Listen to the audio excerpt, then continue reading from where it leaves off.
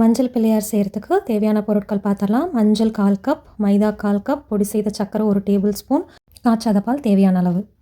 இது எல்லாத்தையும் சேர்த்து இந்த மாதிரி சப்பாத்தி மாவு மாதிரி பிசைஞ்சு வச்சுக்கோங்க. பிசைஞ்சதுக்கப்புறமா ஒரு 15 மினிட்ஸ் இதை க்ளோஸ் பண்ணி வச்சுருங்க. 15 மினிட்ஸ்க்கு அப்புறமா இந்த மாதிரி எடுத்து அதை நல்லா இன்னொரு சாரி பிசைஞ்சிக்கோங்க. நல்லா சாஃப்டாகிற வரைக்கும் நல்லா பிசைஞ்சிட்டு கொஞ்சோண்டு மஞ்சள் எடுத்துக்கோங்க. அதை நல்லா ரொட்டேட் பண்ணுங்கள். விரிசல் வராத அளவுக்கு நல்லா ரொட்டேட் பண்ணிங்க அப்படின்னா அங்கே வச்சு நீங்கள் ப்ரெஸ் பண்ணக்குள்ளே விரிசல் வராது. ஒரு சின்ன டிப்பு, எப்பயுமே தண்ணி பக்கத்துலேயே வச்சுக்கோங்க. உங்களுக்கு எங்கேயாவது விரிசல் இருந்ததுனாலோ, ஸ்மூத் பண்ணணுன்னாலோ, இல்லை உங்களுக்கு மஞ்சள் கெட்டியாக இருக்கிற மாதிரி தெரிஞ்சது அப்படின்னாலோ உங்கள் ஃபிங்கருடைய டிப்பை வாட்டரில் டிப் பண்ணிவிட்டு அதை இன்னொரு தடவை இந்த மாதிரி மிக்ஸ் பண்ணிவிட்டு மறுபடியும் நீங்கள் ஒர்க் பண்ண ஸ்டார்ட் பண்ணலாம். இப்போ நம்ம கணேஷாவுடைய ஸ்டொமக் பார்ட் செய்ய போகிறோம். அதுக்கு பெருசாக ஒரு ரவுண்ட் பால் இந்த மாதிரி செஞ்சு நம்ம ஆல்ரெடி ஃப்ளாட் பண்ணி வச்சுருந்த மஞ்சளுக்கு எட்ஜில் வைக்கணும். ஏன்னா முன்னாடி நம்ம லெக் வைக்கணும். அதனால் இதை பேக் சைடாக கொஞ்சம் எட்ஜில் வச்சு அட்டாச் பண்ணிக்கோங்க. இப்போது லெக் பார்ட்டுக்கு ஒரே சைஸில் 2 டர்மரிக் பால்ஸ் எடுத்துக்கோங்க. இப்போ அதை சிலிண்ட்ரிக்கல் ஷேப்பில் இந்த மாதிரி ரோல் பண்ணிகிட்டே வாங்க.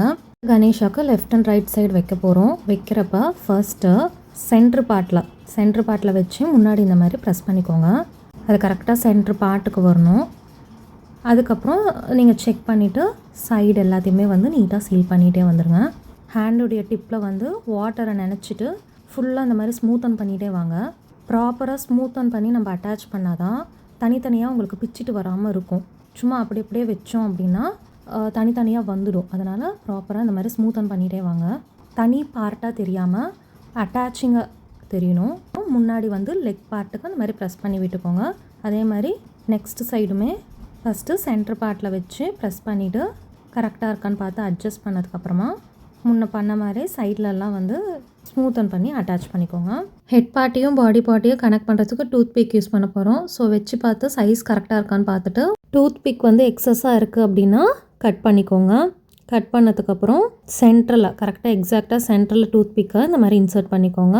ஹெட் பார்ட் அட்டாச் பண்ணிக்கலாம். ஹெட் பார்ட் கணேஷாவுடைய பாடி பார்ட்டுக்கான சின்னதாக இருக்கணும். ஸோ அதை விட கொஞ்சம் சின்னதாக எடுத்துக்கோங்க. டூத் பிக்கில் இன்சர்ட் பண்ணிக்கோங்க.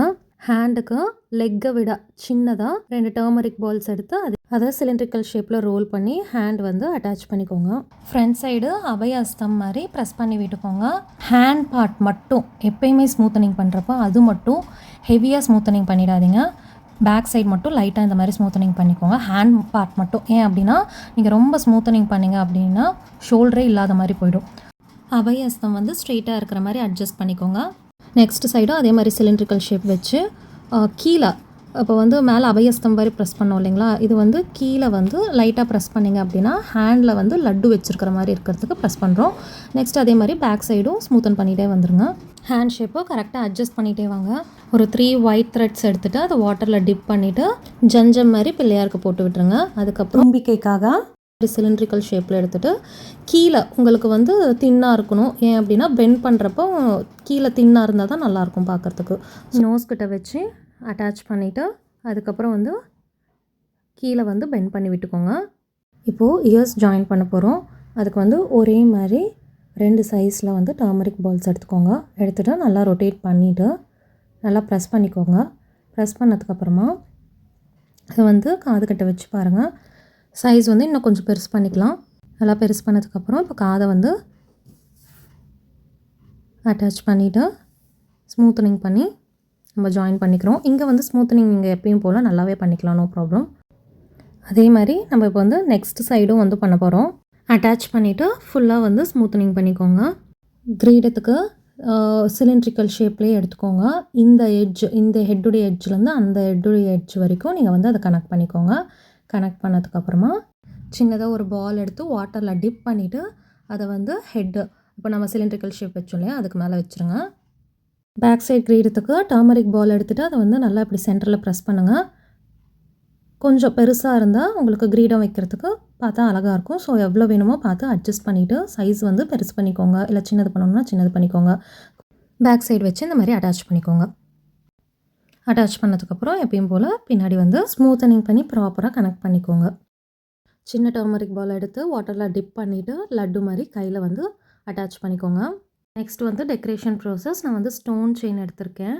நம்ம எந்த டெக்கரேட்டிவ் ஐட்டம்ஸையும் வந்து டர்மரிக்கில் வந்து அட்டாச் பண்ணணும் அப்படின்னா, அதை முதல்ல வந்து வாட்டரில் டிப் பண்ணி எடுத்துட்டு, வேணுன்ற இடத்துல வச்சுட்டு இந்த மாதிரி ப்ரெஸ் பண்ணிகிட்டே வந்தோம் அப்படின்னா, அது நல்லா அட்டாச் ஆகிடும். டூத் பிக்குடைய பேக் சைடு வச்சு நான் வந்து ப்ரெஸ் பண்ணிகிட்டே வரேன். அதே மாதிரி எல்லா சைடுமே வந்து ப்ரெஸ் பண்ணிகிட்டே வாங்க.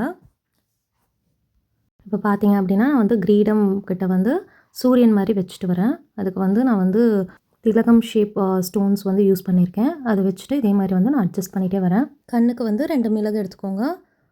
2 பக்கமும் வந்து கண்ணுக்கு வந்து மிளகை வந்து வாட்டரில் டிப் பண்ணிவிட்டு ப்ரெஸ் பண்ணிங்கன்னா அது வந்து ஸ்டிக் ஆகிடும்.